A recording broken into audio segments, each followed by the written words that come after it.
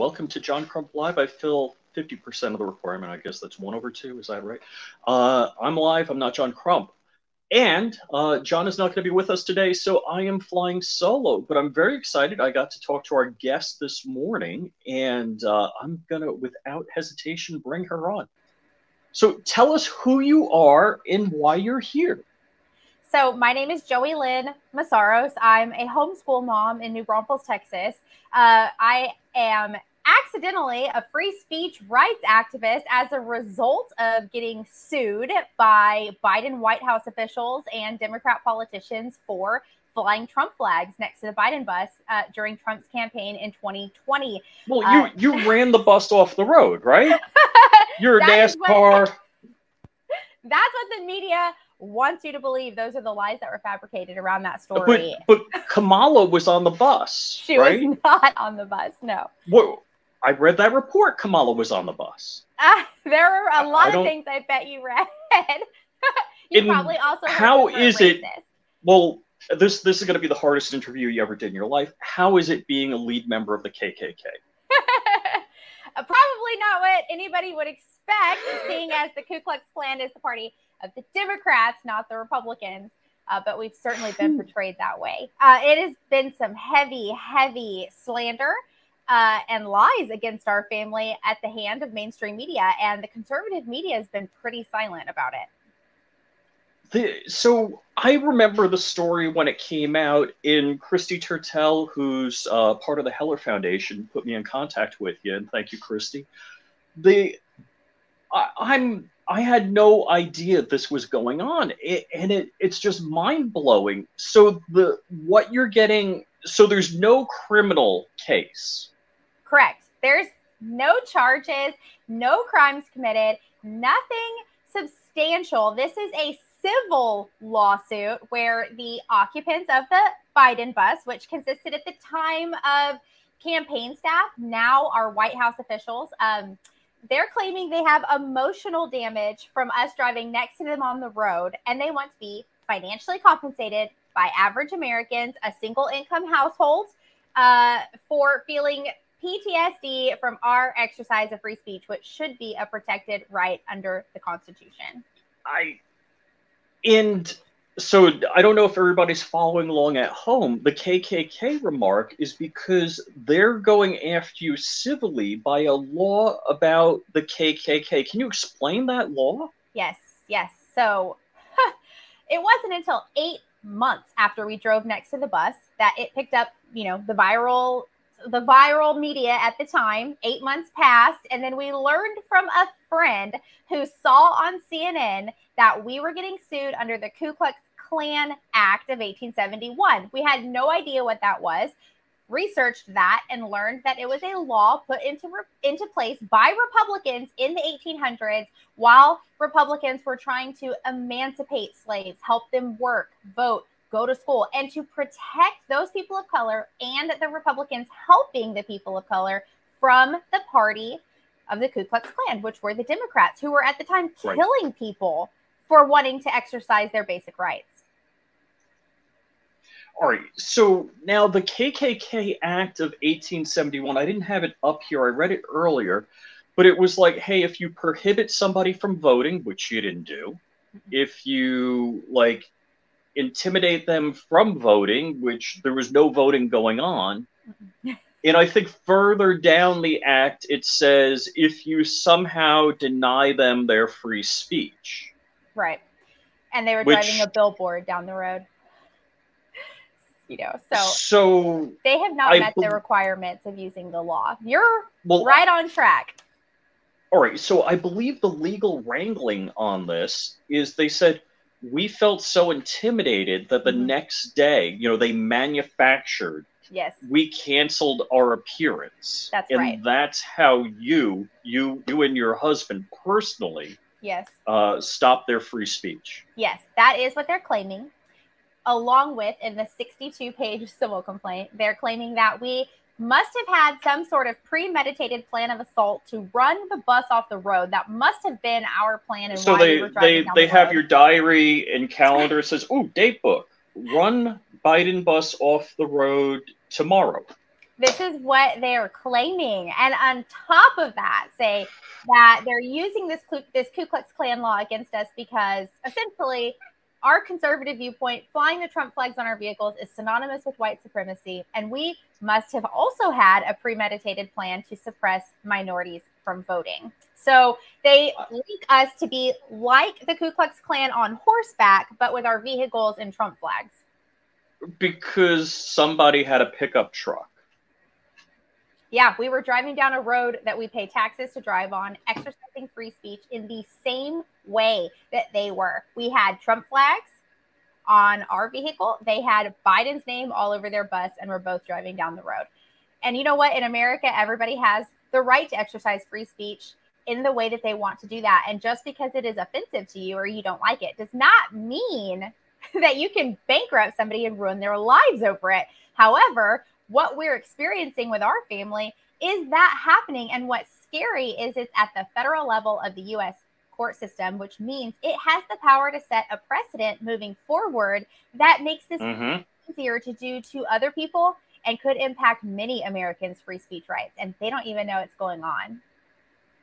So to answer Chris, yes, this is still an active lawsuit, and they're suing you and your husband for how much? Yeah, they haven't even indicated what they're seeking in compensations other than one of the plaintiffs is the bus driver. And he said he's too traumatized to ever drive again and wants his annual salary of $600,000 to $700,000 compensated because he's unable to work. Yet unable to produce. I mean, is he driving nuclear weapons on that bus? He gets $600,000 to $700,000 a year. I know, that's probably how I should be paying for this lawsuit, is by driving a bus, because it's costing hundreds of thousands of dollars, and they have not indicated what they want beyond that. And when we asked for the pay stubs, can't provide it, so they dropped that portion of their request. Surprise, surprise. And here yet we still are progressing through the court system. We're 2+ years into this lawsuit. We have filed not once, but twice to dismiss this lawsuit because they have not even met the basic requirements of using this law against us. But the Obama-appointed judge that we're assigned to, nominated into office by 2 Republican rhinos, the Obama-appointed judge has denied our motion to dismiss the lawsuit without providing any reason why, and we are headed to trial by jury in December, which will be nearly 3 years after the incident. Actually, over 3 years, yes. Wow. So just to give people the details on this, the sheriff investigated this and said, yeah, folks, go home. I have no interest in this, right? Are you talking about the day of? Yeah. So the day of, the Biden bus occupants called the police while they were driving through our town and wanted an escort. You know, they want to defund the police, but then they want the police at their beck and call. And so our town's police provided them an escort through town and later made a statement that everything was peaceful and in order. So there's no citations. There's nothing that would have been found to be out of order. Now, you and I spoke off camera, and I'm sure you'd like to circle back on camera to that white car that your viewers might remember. There was an accident that day on the road. And that white car was driven by a Biden staffer following the bus. And the bus and the Biden staffer were swerving in and out of traffic, driving really sporadically, very unsafe. And I have a photo on my phone where the bus and the car are taking up 3 lanes of traffic at the same time. As a result of them driving and swerving in and out of traffic, that white car slammed into a black truck with a Trump flag. And what the media did was captured some cell phone footage that had circulated social media of a woman who recorded the whole thing and was like, oh my gosh, did you see that white car hit that black truck? And all the media does is remove the audio and shows the black truck pushing the car back on a loop and says we were ramming cars off the road. So I think I've seen the video, and I could see the car going into the truck's lane, and then it cut. I didn't see anything, and then you see the truck and the car going off in the. I'm like, I hate when people say, "Oh, that was edited." Every video on the planet is edited. You cut the beginning and the end off, but you don't cut the middle out where the action is. Yeah, absolutely, absolutely, and we were seeing that even with the nonprofits that are funding this lawsuit against us, the civil rights projects, Texas Civil Rights Project and Protect Democracy, they have the edited and altered footage on their websites where they are petitioning people to donate towards their fight to protect democracy and to defend people's civil rights and voting rights. And they are calling it an attack while they portray us as Ku Klux Klan with cartoon character images of us wearing white hoods, strapped with guns next to the Biden bus with Confederate flags. But it reminds me, I don't know if you remember this. So I'm from Long Island. Rick Lazio was my congressman. He was debating Hillary Clinton. And he walked over and said, walked over to the podium and said, will you sign this agreement? The next day, the narrative was, Rick Lazio attacked Hillary Clinton. I'm like, how do you come up with this crap? Yeah. Well, I know what happened, but I mean, that's why I like to watch things with my own eyes. Yes. So I can see. So when the media wants to tell me what happened, I'm like, yeah, no, I don't think that's what happened. I saw the whole thing. You know, so many people, if they just exercise that ability or that skill, they'd be able to see so much more of what's going on. But there are so many people that just consume the media and believe it is truth, or it's coming at them from multiple angles of the media, and it feels real when you're hearing multiple people parroting it. And even Biden himself gave a press release that said we were running the bus off the road. And so, you know, from the top down, people are taking this as fact. And then when people like Whoopi Goldberg on The View and the crew on The View are calling us emboldened racist bigots who have been crawling out from under our rocks because Trump has summoned us, and we are flying Trump flags next to the Biden bus, but will later be burning crosses in people's front yards. People believe that we're terrorists, we're extremists, that we're Ku Klux Klan. You know, and then we don't have the media in our pocket to be able to say, oh, wait, there's another side of that story. And the conservative media has been very reluctant to cover it. So a huge thank you to you guys for having us on your show to tell our side of the story. Oh, for sure, for sure. I don't. So, boy, The View, that's a whole. I know. Understand. It's extreme. How long? That's been on TV like 50 years. I couldn't believe it lasted more than one season. And I remember my friend's mother watched the show, and I'm going to throw her under the bus and then back it up. You know, it's because this lady didn't like other women, didn't have other women as friends, and she felt like they were her friends. And like they're all sitting around the table having coffee and talking. And wow, it's a niche that I see how they're filling it. Yeah. What I remember these ladies, what a group of, and this is probably the most pleasant thing I could say, uneducated women ever. They're like, oh, Dr. Jill Biden, I'd let her operate on me. It's like, she's got a PhD? I'm like, oh my gosh, you guys, it's a cult of personality. I was just going to say, it's a cult following, yeah. Why would you, I don't know who Jill Biden is. I don't know what kind of PhD she is. And you know, certainly because, you know, her husband's been a senator and now, you know, vice president, now president, doesn't mean you want her to be your surgeon. Agreed. Completely especially if she only agree. has a PhD. Yes, especially if she's not capable. And when you talk about people, I'm like, I've never seen such a group of misinformed, malinformed, or ignorant people on a TV show talk about news items. Oh, I know. I know. And we don't stand a chance against that kind of a reach. There's no platform that I could establish on my own that has that kind of a reach. And anytime that I attempt to, like, make a TikTok, I think I made a TikTok that told our story in 90 seconds because that's the amount of time I was allowed, you know, before it cut off. And it reached maybe 1 million people before the entire account was deleted, banned, and the video is completely scrubbed from the internet. And that's how it goes for us.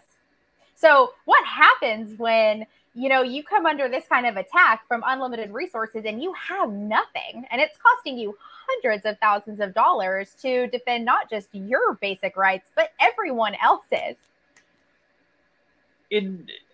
And I think the crazy thing here is we have the First Amendment, and oh, what people don't understand, we talk about it on the show a lot here, is that the first 10 amendments are the Bill of Rights. These are the rights guaranteed to the people, basically telling the federal government, hey, hands off. You don't go near this stuff.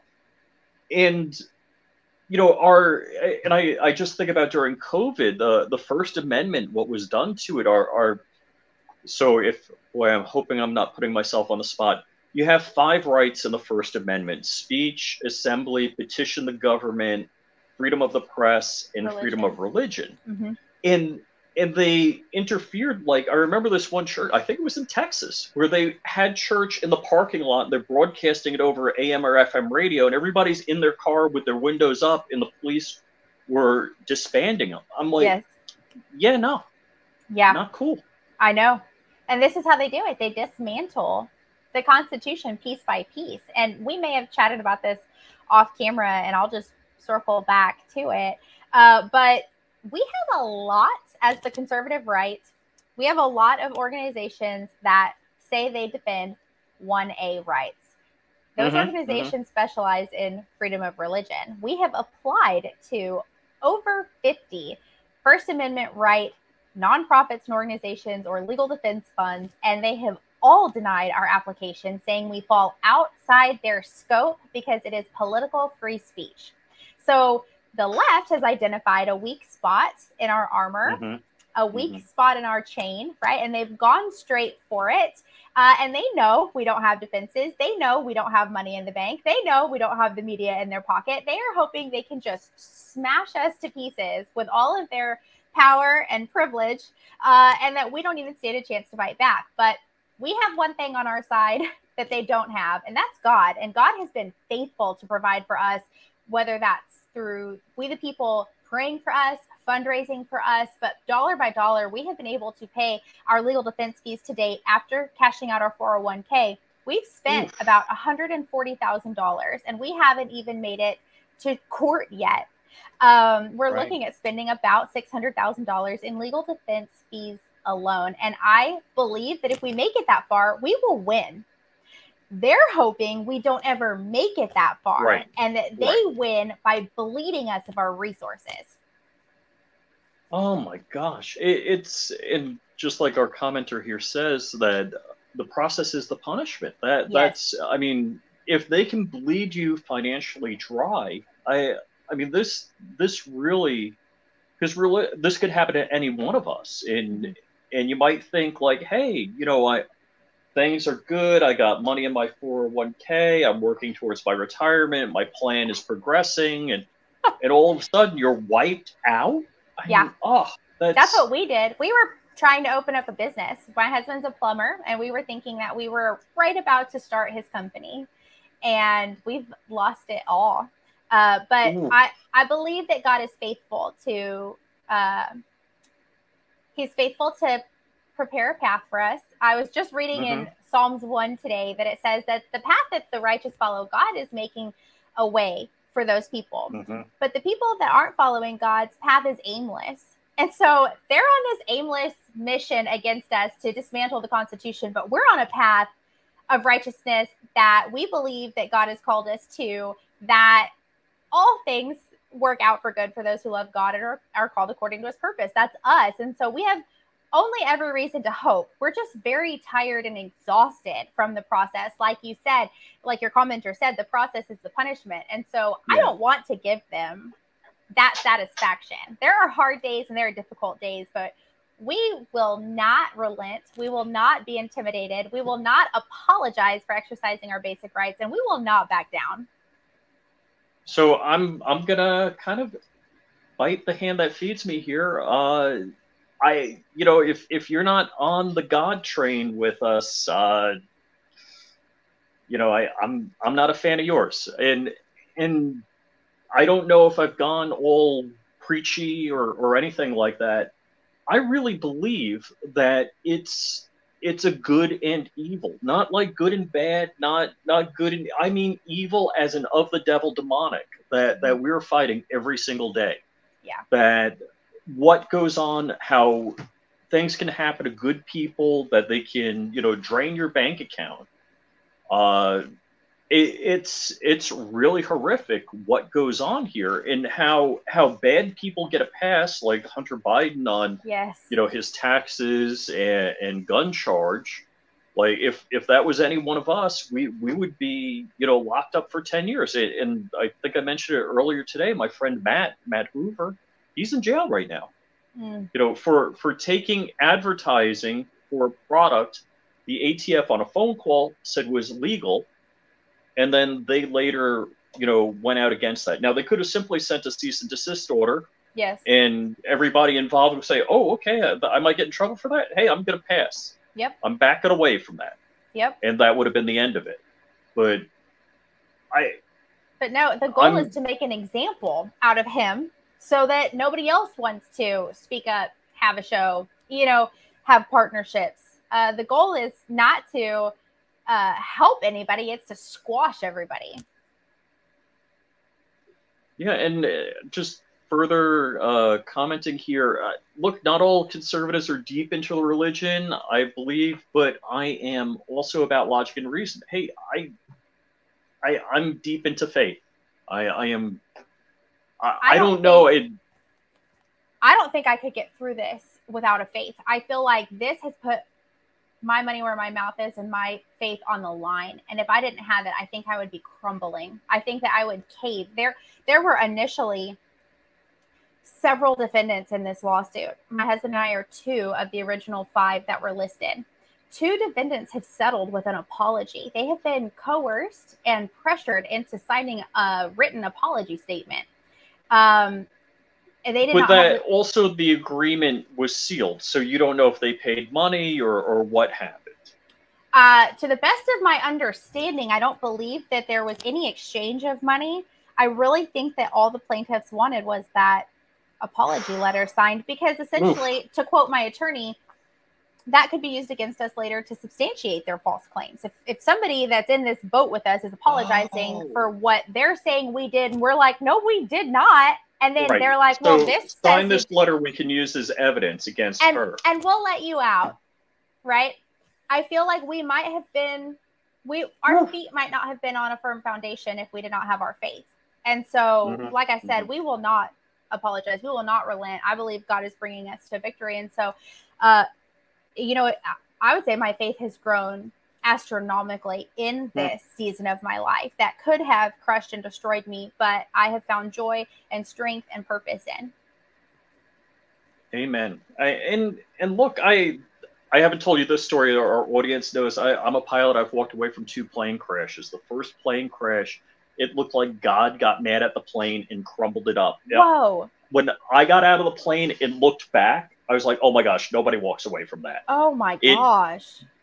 It was crazy looking. And I mean, so when people talk to me about faith or they don't have faith, or I'm like, no, God gave me a reason to have faith. Yeah. It's like, I got you. And I get choked up about it. I don't generally. So here's the reason I don't talk a whole lot about faith, and not that I don't want to, but I get very emotional about it, and I don't want to be sitting there blubbering on the camera. But yeah, I believe in everything in the Bible. Period. Yes, and as such, life is not easy. We're told to expect to have trouble, trial, and tribulation, but to take heart, because God has overcome these things and He gives us everything we need to get through it. And so I think a lot of times our Christian culture talks about, oh, if you love God, your life is easy, it's great, you have a lot of money, you have a lot of peace, and that's not always the case.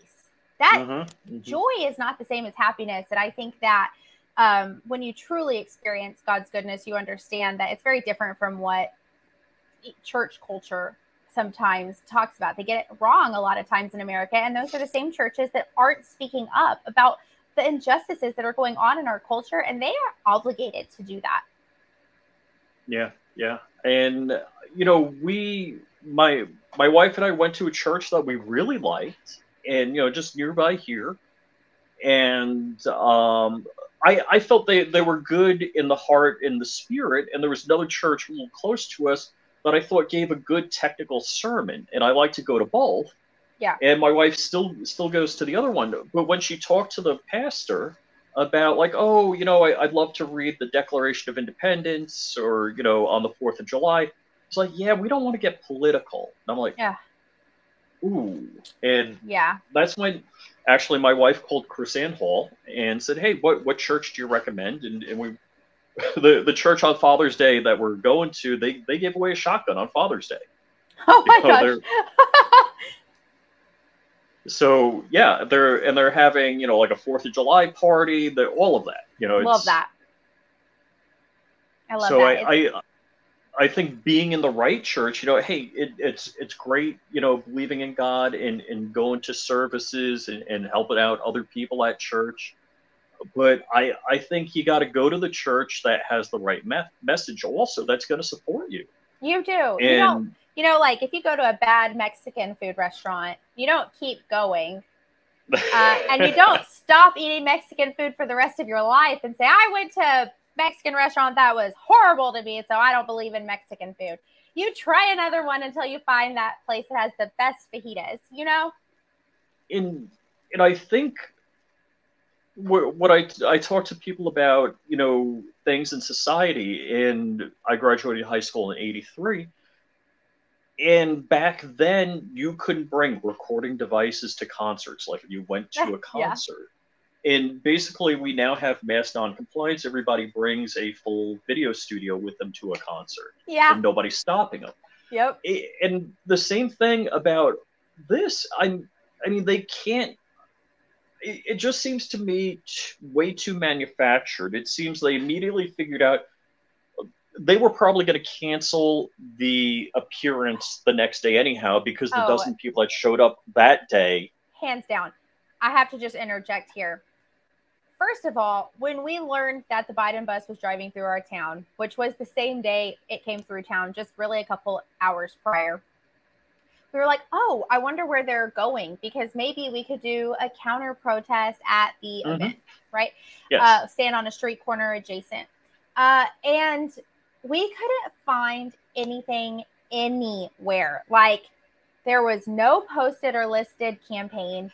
We were looking on their sites. We're looking on, like Googling search words like Biden-Harris campaign, Texas, like we were very curious where this bus was coming from and where this bus was going. And absolutely nothing was anywhere visible, which is very curious to me.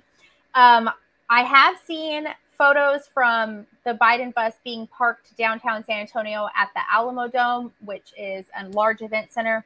And there were about 12 people total there. They had the white circles painted on the ground at the time, with the social distancing. Right. There were maybe, the hula hoops, maybe 12 people max. And the bus drives through New Braunfels and then says, or our town, and then says they had to cancel their stops moving forward. Well, that's fascinating to me, because I've never seen that there were any stops scheduled. So how do we even know that there was actually a campaign scheduled? It almost feels like right. They drove through here looking for maybe a Trump train to drive alongside of them, so that they could launch this attack on conservatives and show free speech rights, since our town had a Trump train that had 4,000 members and was already picking up national news coverage at the time. So it just seems a little fabricated from a few aspects. Sure. And we have, so in Palm Beach County, I'm not sure if it's tipped Republican. It's been like nearly 50-50. And I was active in the Tea Party for a number of years, and there's a corner, it's PGA and Military Trail. And at that corner, there would be maybe 10 of us, a dozen of us show up, and we'd wave flags on a regular basis. Well, as it got closer to the election, we had like 2,000 people showing up and waving flags at that corner. And now, at one time, it was very astroturfed. On the other corner, there were like 24 Biden people, all with their perfect Biden signs that they were handed. Yes. And I would go to these events and live stream them. And at this particular event, I'm I'm all for freedom of speech. I'm for them having their freedom of speech. Mm-hmm. I'm gonna say personally, when you yell obscenities, that's just rude. You know, if people drive by and I'm waving a Trump flag, they go like that. Fine, I got your point of view. Yeah. When you yell, you know, something nasty, that's just not right. Okay. But I went over, you know, because I'm live streaming and I'm live streaming, you know, the Biden people. I got stopped by cops. I'm on the sidewalk. I have just as much right to be the short man syndrome. Little cop just kept staying in front of me. And I'm like, hey, you know, I have freedom of passage on the sidewalk. You have to let me go. And he kept like body checking me. And it's like, dude, you know, the people, and they weren't pleasant. You know? Oh, yeah. Like I want to get video of them. And, you know, we would have people that would come by to intimidate us. They drive by in cars or say nasty things. And if anybody, I knew a number of people, it was impossible for me to know all 2,000 people. With the core people, it's like, fine, that's your opinion. Have a nice day. I'm not one that I want to be confrontational about it because I believe everybody has the freedom of speech. We're in public. You have just as much right to freely say things as we do. Yes. And I'm just shocked that this law is being applied against you. It sounds like they probably had a brainstorming session for a number of months to figure out what can we do here. Agreed. And how do you think they picked you out? How do you think they got your name? You know, we've been asked this question a lot, and we asked it ourselves because I remember when the viral video, the video that everybody recalls that just went everywhere, Trump himself retweeted it and said, "I love Texas," but it was the bus going over an overpass and then all the trucks with the Trump flags driving. With it. I was like, oh, man, you can't even see our truck in that video. Like, we couldn't find our truck on any of the videos that were circulating the internet. We're like, man, like, we swear we were there. It was really cool. Right, you know, this is before we got sued. We're like, we promise we were there. It was awesome. And so I'm like, how did we get picked? We couldn't even find ourselves in the footage. And I can't answer that question. They included a screenshot of my social media posts where I said we were there and I posted pictures. I said we gave them a friendly Texas welcome and, you know, whatever. They included that in the civil complaint. So I know that they were stalking me on social media. But back to faith, I believe God picked us because he knew that we would fight.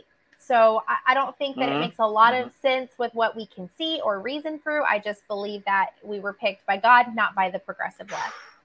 Wow.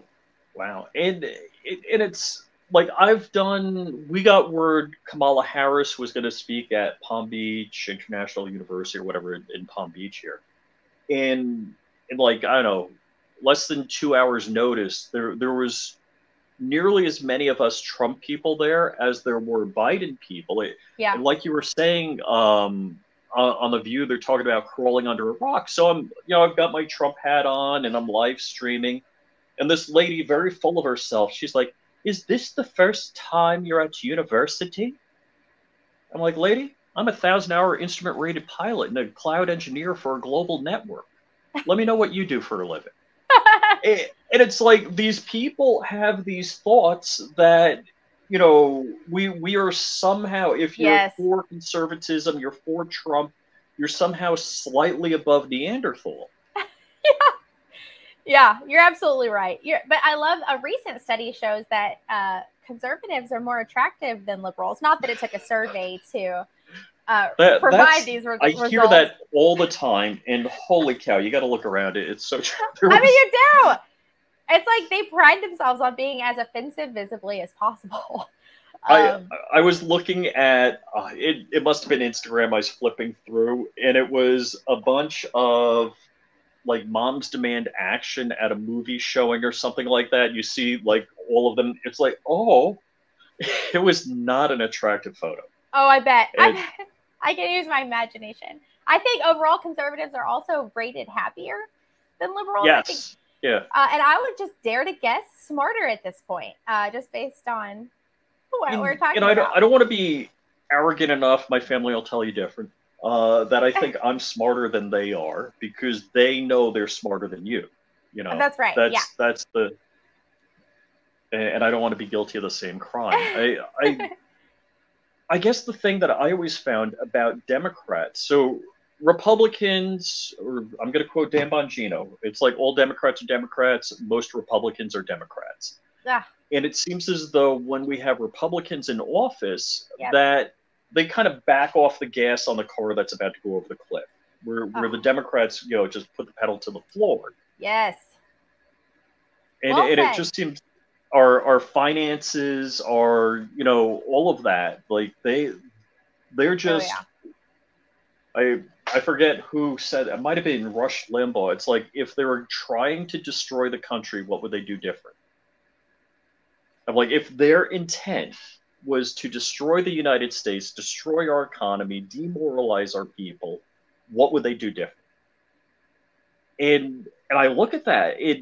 I remember as a kid, when I was young, I went to Germany, like the one of the only trips offshore, and people were like, "Oh my gosh, you're an American." It's like, what's the fashion in America? What's the cool slang saying? Like they're all excited about Americans, and now it's Oh, I don't even know if we we're a feel that way laughing here. stock. I know. I Yeah. don't feel that way. I'm ashamed of so much of what's going on, but again, I have hope and faith that we'll restore ourselves. And I got to tell you, that's what, God bless you, because like I talked to Matt Hoover today. Like my friend DLD After Dark and I were on the phone with Matt, the guy I was telling you about, who's in jail for the auto key card, and it breaks my heart. Oh, Christy's popping in.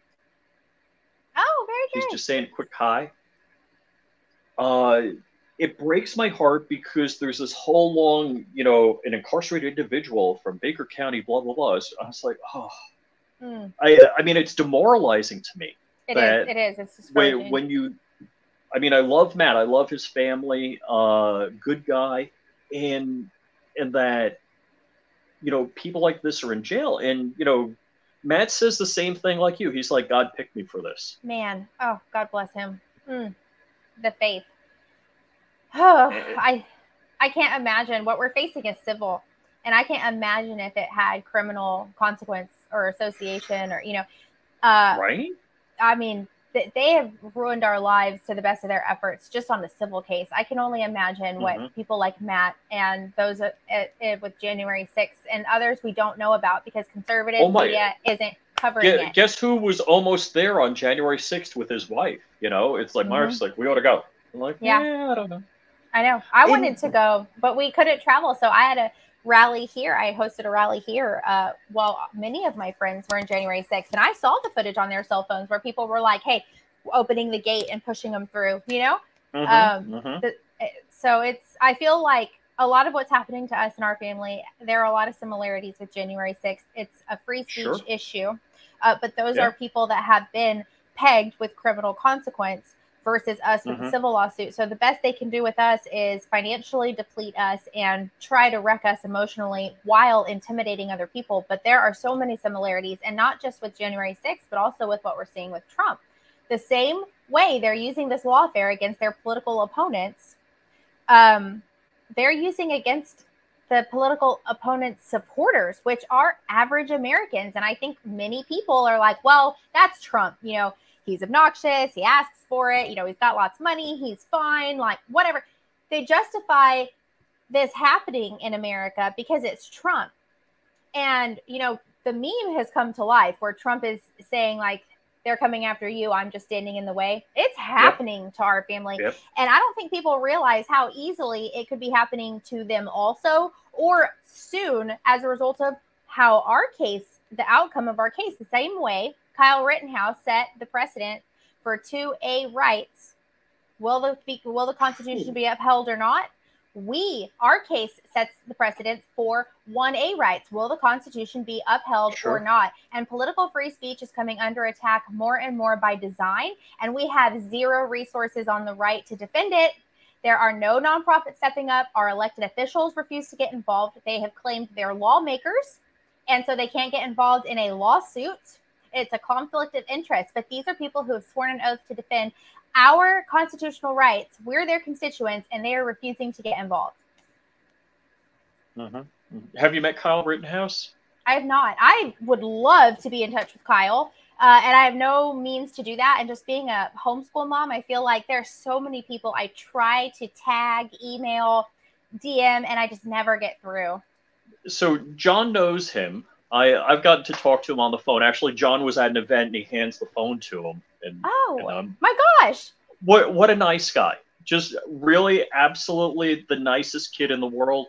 It's a shame what's happened to him. You know, but he's really a happy-go-lucky guy. You know, just like I don't know. I don't want to say like you've seen on TV because you might see CNN making him the devil. But yeah, just good kid. Oh, I've seen his cheer. I know exactly what you're talking about, and that's that joy that you can't explain when things are going so terribly wrong. And I have so much respect and admiration for the fact that he's going back after. There's got to be consequence for what happened. It's not just enough to get through it and for it to be over with, but to hold people accountable. And that is our goal. I want to not just win this and ensure a victory, but to hold the left accountable for weaponizing the law system against average Americans and for it costing so much emotionally and financially. And so we created a website where people can donate to support our fight currently, but we hope that that will become an organization that meets the need that's missing right now. We created freespeechdefender.com, and at freespeechdefender.com, people can learn about our story, donate to our story, but we hope that that transforms and we recuperate the legal expenses we have, spent up to this day. We restore those and we help other people defend their First Amendment right to political free speech, which is why I say I really believe God opened our eyes to political involvement, to free speech activism, and to this path, because it's a missing resource in America and it is under attack. And, it's a funny thing. I was talking to Matt Hoover this morning and he wants to do the same thing. I pray every day that he gets acquitted. Yes. So the jury had found him guilty and they filed a petition of acquittal, and the judge is the 13th juror and the judge could acquit the case. Okay. And, we're all very hopeful of that because the judge seemed very fair in the case. And I haven't read the transcript. I only know what Matt has told me. It seems like Matt believes that this was, really a BS case, right? And that it wouldn't have come back guilty, right? It just really seemed that way to me. And Matt said, he's like, hey, when I get out, I'm going to start a fund, and I want to have a nonprofit that looks for people that are getting in trouble by the ATF, illegitimately, not like we're talking. In fact, the conversation we had was there was some guy, he got busted with a force reset trigger. Well, he had 39 other illegal machine guns. It's not like, so you don't want to support somebody like that. He's obviously, I understand. Yes, going against the law. But that when there's cases, like Kyle's case or Matt's case, where the ATF is clearly overstepping the boundaries. Yes. It'd be nice that there was an organization that would step up to do that. Specifically, I love that. I love that. This is what's happening is they're picking on these average people that they think they can easily squash. And they're just inspiring Americans to push back and to stand up and to start providing the resources that are missing to defend our Constitution and to defend our rights, because we have families and we love this country. We love our children and we are fighters. It's in our blood. And so I just love hearing that. It inspires me so much because I am wrought over that man in prison. I'm also agreeing in prayer that the judge acquits him. And I'm glad to hear that that judge is reasonable, because a lot of what we're seeing in lawfare is that you get assigned to a district that's very biased, very liberal demographic, where the panel and the jury is going to be against you. The judge appointed against you. The case false and frivolous. Then there's no chance for you to defend yourself. The information that they're turning over, what should be public information, gag orders are put on it. I see that with Trump. That happened with us. I'm wondering if that happened with him. And so I'm very encouraged to hear that he's got a level-headed judge. And that I'm hopeful in that as well. But I love that he has a sense of purpose, and that man will be unstoppable. And he'll have a whole new purpose and mission coming out of it. And they just woke a sleeping giant. Oh, I believe so. So now your case, you said that it's not the right jurisdiction. Can you explain that? So I'm sorry, what I'm saying is like it's a biased jurisdiction. So like where our case is filed is in the Western District of Texas, federal court, being Austin, aka mini California. So the jury of our peers is not a jury of our peers. A jury of our peers here in New Braunfels, Texas, which is the largest county or the reddest county in Texas with the highest number of voter turnout to vote Republican, would be a jury of my peers. That's the county I live in, but they have strategically filed this in Austin, the same way we see Trump dealing with, the New York case. And it's like, that one. It's just they strategically make everything work in a machine the way they want it to work against you so that they win and you have the least amount of resource and opportunity, and they just play the system. And they're getting all too good at it, all too comfortable at it. And the conservative community is either lacking in resource, or the resources that do exist are so far and few between that the people are just stretched too thin. There has to be more of a stepping up. So the jurisdiction that they're in, the district that they filed the case against you, were you physically in that? Was the bus in there? The bus ultimately stopped. So the bus drove from the south tip of Texas all the way to Austin, which I would assume is several hundred miles over the course of several hours. And they said that we tried to run them off the road. Well, you drove hundreds of miles and parked when you felt like it, right? And they parked in Austin. We never, ever went to Austin. We drove with them through New Braunfels and into the next town and then turned around and came home. They parked in Austin, so they're filing this in the Western District, which is Austin, and I still am not even clear or unsure how that's the case. But I guess because it's federal court and there are these districts, maybe I really, I don't know. They just get what they want. They just have this magical way of just getting everything that they want. Anytime we make any kind of appeal or request with the court, it's an immediate no, or we're left hanging for months. And we spend tens of thousands of dollars waiting, and it's a no. They file something, and it's like, yes,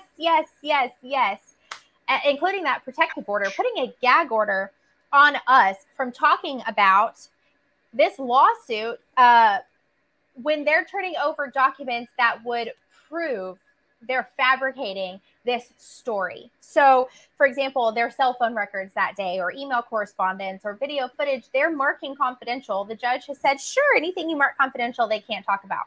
Why on earth would we not be able to discuss what is the people's right to know with these kinds of egregious claims and have an opportunity to exonerate ourselves and to let the people see the facts and make decisions for themselves? But no, they only want their side of the story told the way they want it told. And, it's like they put a gag order on Trump with that New York case as well. It's the exact same plays out of the same playbook.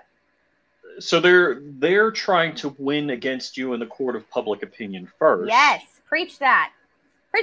And we had to find out about the lawsuit through CNN. I had to find out about the fact that two defendants settled from the San Antonio Express News because they're having national press releases before they're filing documents with the court.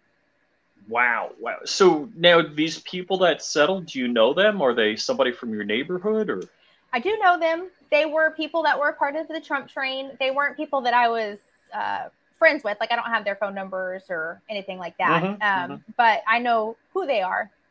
And it's, they're very young, very, very young. I think at the time that they were listed as defendants, they were about 18 years old. And we've been in this 2 years, so they're probably about 20 now. And I'm sure they're exhausted, confused, overwhelmed. The people suing us have 20 attorneys, multiple nonprofits funding the lawsuit. So if you're representing yourself as these young people were, they don't have an attorney reading the legal jargon and understand. There's 10 emails a day from 20 people 10 times a week. Yeah. Like, they can't keep up with it. They don't understand what it's saying, where they're supposed to appear, what they're supposed to do, how they're supposed to respond, what that means. It's got to be overwhelming, confusing, and at some point I'm sure if you don't have somebody to seek counsel with, that you're just done. And so thank God we were able to get one attorney to represent us. And he was willing to take us on a fundraising contingency, because all the other attorneys we spoke to were like, oh no, see, here's the thing. They're using lawfare. And so they're going to make this drag out as long as possible, probably through the 2024 election. They're telling us this in 2020. We can't afford to take you for that long. And if you're fundraising, we really can't afford you. That's way too much liability. And so this was the only man that was like, I'll do it. I'll do it. Wow. Yeah. That's the craziest thing, that they can, procedurally bleed you dry. Yeah. Because I know I've hired lawyers for things. It's like, for them to read an email, that costs you $100. I'm like, yeah. Oh yeah. I'll just add to that. We're currently in the depositions where they're interrogating our friends and family members that either were witnesses that day or people that just know us. You mean fellow KKK members? Right. That's what they would classify that as. Yes. And so they're allowed 7 hours to depose somebody. And they are using every second of the 7 hours to ask the most invasive, ridiculous, interrogating questions like, what Bible verses do you read? And what do you pray about at your Bible studies? And the kinds of questions that they're asking these people in these 7 hours are either completely irrelevant to our case, they're infringing on their rights, or they're throwing a drag net out, trying to just bring anything back that they can use against us, which they found nothing. But they drain the clock down to the 7th hour, completely fatigued the people that are being interrogated. And that leaves no time for our counsel to make any objections or ask any questions on the record. Essentially, because at that 7 hour mark, the videographer shuts his camera off, the recorder shuts her recording device off. And if we want to go on the record to say anything and the time has run out, we have to depose that person. But likely we won't, because we need to be deposing the plaintiffs and the people that are going to help build our case. And so they have, this shouldn't surprise you, additional requests approved for depositions. We currently do not. We have less than they do. But those depositions, our attorney costs about $400 an hour. We're looking at a 7 hour day with lunch, with breaks, with travel. They refuse to do them in any consecutive order. So it's all sporadic. So all these attorneys are flying in. We're looking at, if just basic math, $119,000 in deposition process. This is how they do it. And so it's so critical that we gain support from the American people to fundraise, to continue to stay in this fight. This is how they want to win. And we want to show them we've got the support that they can't beat us that way. So if your viewers would be so gracious to financially and prayerfully support us, they can do that at freespeechdefender.com. And we would be indebted. The American people are our heroes. Yeah, I've been dropping the links in the chat. So thank you. Thank you so much. I'm just, it breaks my heart. Like, this is America. We should be able to have an opinion. We shouldn't be sued out of existence. Right. If there was an issue, and I'm like, but you were just there. You didn't do anything wrong. And I mean, I'm assuming the car and the truck that collided, they had insurance or whatever and worked out the damages. I assume so. Apparently, the FBI was involved, and people like John Cornyn, our senator in Texas at the time, who again had nominated our judge that is torturing us through the legal process. Cornyn's useless. Completely. He said that he championed the involvement of the FBI because he thought that the political violence that was on display was uncalled for. So again, he's perpetuating the progressive left's agenda, and Republicans are voting him into office. The FBI was involved and nothing ever came of it. And I would assume that's because you can immediately identify that the Biden staffer is the one that caused the accident. I'm sure if the Trump supporter had caused the accident, that would have been a huge thing. But the guy in the truck with the Trump flag is listed as one of the defendants in this lawsuit as well. Okay. Yeah. Wow. Yeah. Yeah. And one of the people I was just suing curious. us. Oh, sorry. No, go. I was just going to say, one of the people suing us, speaking of elected officials, is Wendy Davis. And she ran for Texas governor against Greg Abbott in the past. She's a former state senator as well. And during the time that she was on the bus, she was running for Congress against Chip Roy. And Chip Roy represents our district. And he won that election. But had she won, she would be suing her own constituents for dissenting. Just to put that in perspective. Wow. So she has PTSD from the bus ride? Yes. Yes. Apparently they were too traumatized to attend Biden's inauguration, drive the bus again, go to work. They're afraid we're going to show up somewhere and traumatize them again. The bus driver said that he felt like it was reminiscent of the Ku Klux Klan running people out of town on horseback. Because he's been there, done that. I mean, seen that. Yeah. So, where do they come up with this fantasy is the craziest thing. Yeah. Oh, yeah. I mean, and, just the footage they have turned over that we are able to discuss, they're claiming that we were yelling racial slurs at them and brandishing weapons. And I mean, there's all kinds of frivolous fabrications in the lawsuit, none of which are truthful by any means. But when you listen to the footage that they've turned over, they're the ones name calling. It's like, I wouldn't say that they were scared that day or intimidated. It seems like, I can't wait for the truth to come out. Well, it just seems to me that the people on the left have no limit to the low that they will go.